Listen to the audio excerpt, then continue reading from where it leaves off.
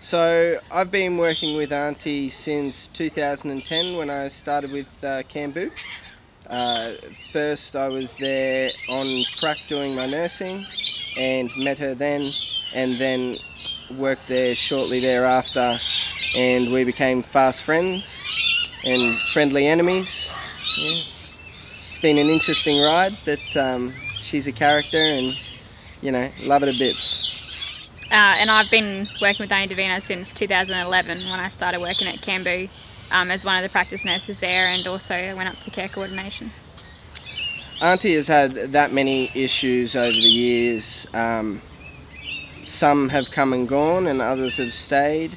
The big ones are, of course, her diabetes. That is the one that impacts her the most.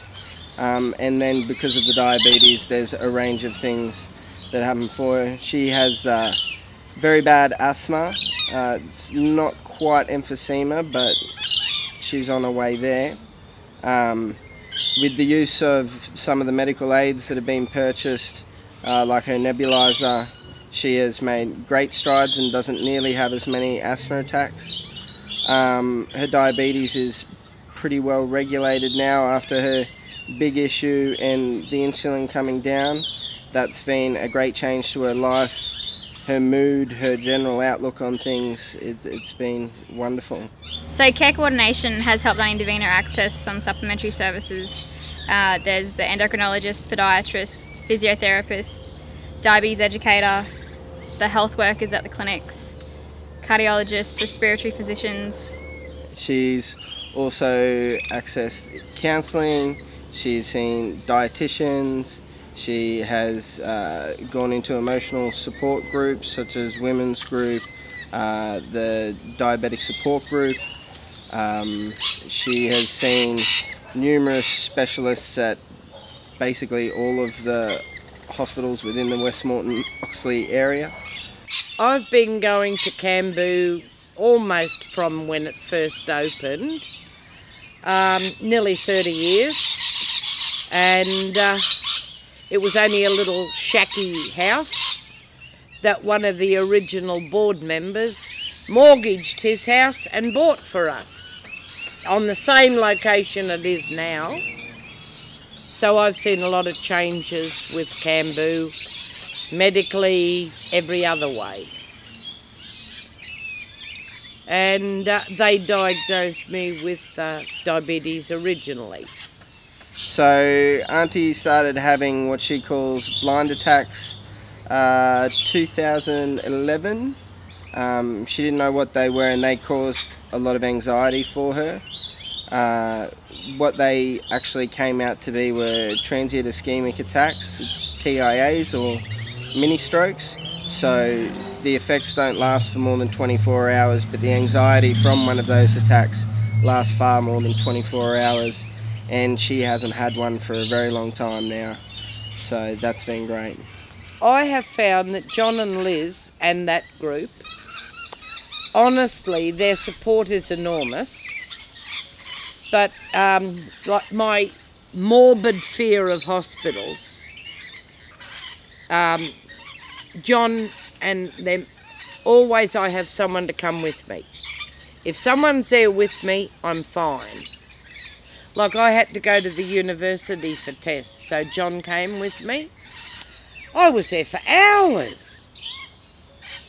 You know, I wouldn't have stayed there. I'd have stayed 2 minutes and walked out. And I was there a good over 5 hours. I have a heart condition. My diabetes is type 2. I'm insulin dependent. I have circulation problems, and I'm really not sure what you call the other problem, but I sort of can't breathe, and then I go blind. I think it's a symptom of my diabetes.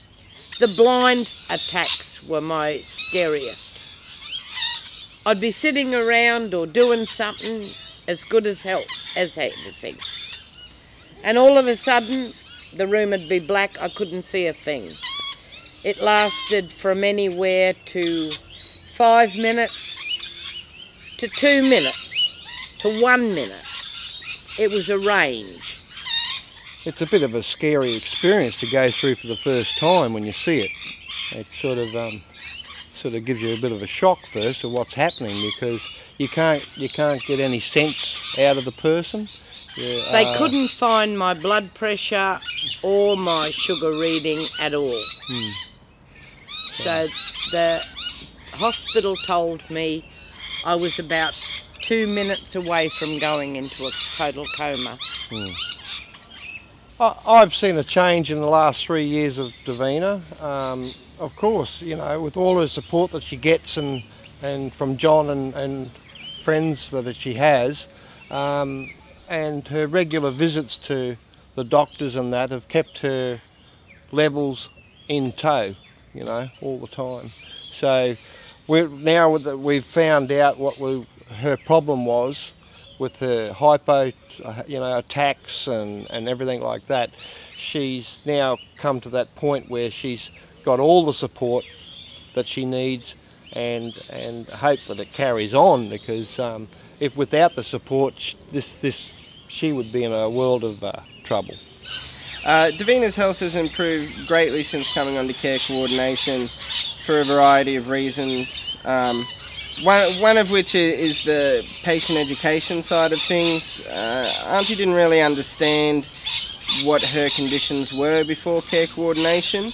She understood that she had diabetes, but didn't understand what diabetes was. Didn't understand how it affected her body and her day-to-day life, and how to put it all together to give herself the best chance. And now she does. Her asthma is much better than it was a few years ago. She would come into the clinic and have a coughing fit, and would have to come into the clinic regularly because the only nebulizer she could access was in the clinic. And now from care coordination we've been able to purchase her one which she uses daily and no longer has those attacks so often. So that's been a great help for her. If I had a turn, thank God I was able to contact Camboos because I know how to press it on my phone. But Camboos also comes for all your appointments, pick you up, take you there. I mean, they even take you as far as Brisbane Hospital if that's where the tests are. And then when you're finished, they come back and pick you up and bring you home. I've been on the care coordination program about 3 years and so, more than 3 years. And yeah, if you take it away, I'll be lost.